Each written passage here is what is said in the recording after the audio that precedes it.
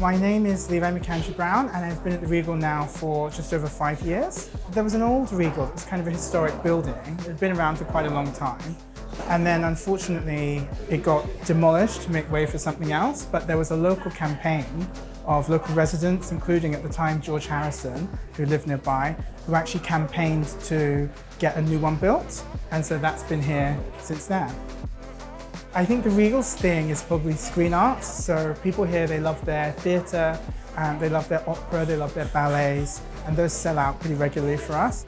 Can't always get down to London and see these amazing things, but nobody wants to miss out. So it's really nice to be able to offer it to customers on their doorstep.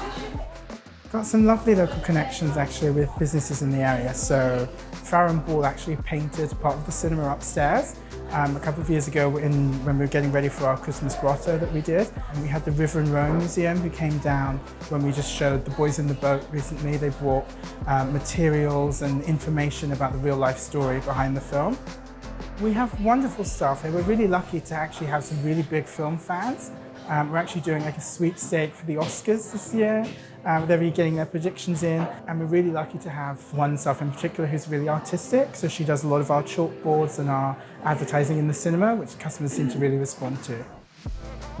Really lucky to actually have a separate standalone cafe down here. We serve pizzas and toasties and soup and stuff during the day. And customers love sometimes just coming in just for that, which is really nice. It's nice to be able to kind of have both things going and not just be a cinema. It's lovely that we're able to be kind of a community hub. So green screen has been amazing for us. So green screen is an environmental film, usually a documentary, and then followed by a panel discussion and a lot of kind of audience interaction.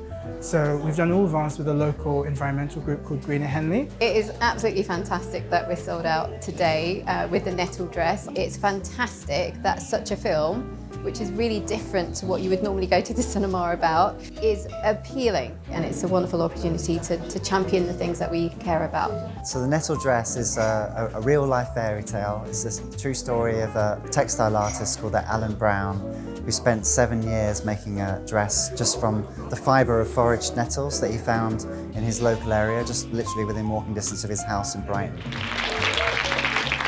So we've had, all sorts of people who have been able to come and talk about the film and what it means to them, but then also talk about what the work they're doing in the local areas. I'm wearing something that I made from Cotswold sheep that live in Hambledon, just up the road. And that's something I think that's really interesting about green screen. It's sort of that local groups get to participate and invite films to their local areas, and then they also bring their communities into the cinemas. If you'll just turn around, this is the actual Nettle Dress, which you are all invited to go out and touch.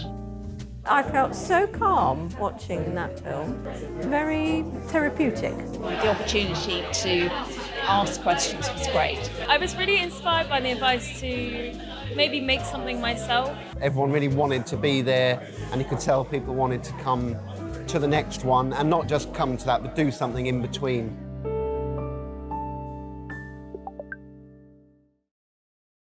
Thank you for watching Picturehouse Cinema's unique video content. Hit the subscribe button to be kept up to date with our movie news, cast and crew interviews, highlights, trailers, and lots more.